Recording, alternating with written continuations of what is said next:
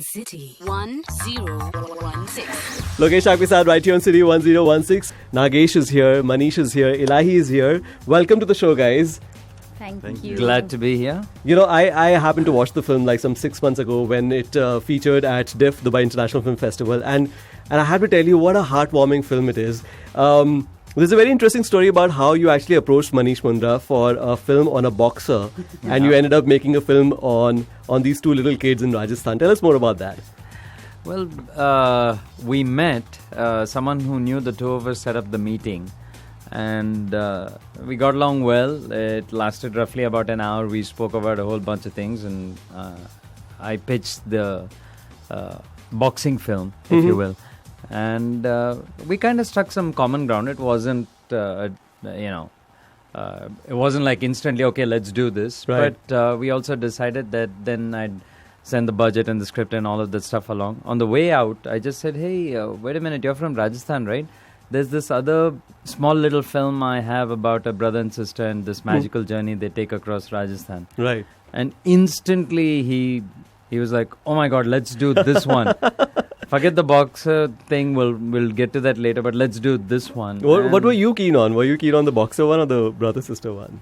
It wasn't a conscious thought. I obviously wanted to make the boxing film very badly. Right. The moment the attention was shifted to this, I didn't instantly say yes, because it was the film I was going to make after the boxing film. Right. But then Manish invited me to a screening of Aankho Dekhi, which had just released. Right. And I saw the film, and it was quirky, enjoyable, and it seemed like, someone who backed that one.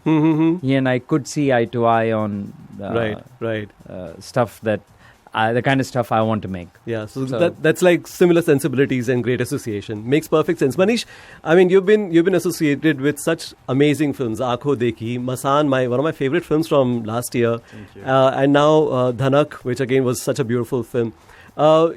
People often talk about creativity and often talk about good films and also commerce in the same breath as well.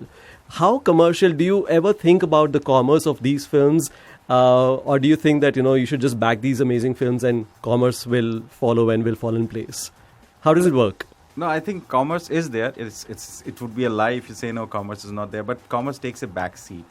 It's more of an art and the passion which takes the front seat. And we feel that if the story is good and it touches heart, if it needs to be told, then it's important that we go ahead and make it. We of course create a discipline around the budget, right, so that we pitch it on a decent foot and then let the audience love it and bring it back whatever it comes. So if I were to ask you which was your favorite film from 2015, which one would it be and why?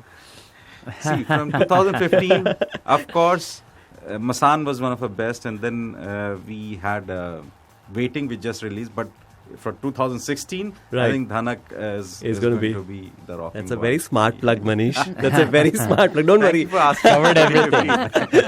No, but if Nagesh, if I were to ask you this question, which was your favorite from 2015? Do you guys watch the Bajrangi Bhaijans and the Bang Bangs of the world, or? I actually watched Bajrangi Bhaijaan. You did? Did you like it? Kabir and Mini are close friends. Yeah, close friends. So they invited me to a screening. And truth be told, I enjoyed the film. It was just not one of those random things where you after the screening, you kind of tap the filmmaker on the back and say, well done, and you leave. I actually enjoyed the film. I thought the politics were spot on. Right. And it's a Salman film. And you go to watch Salman in a Salman film. And the film had nice little moments. Superb.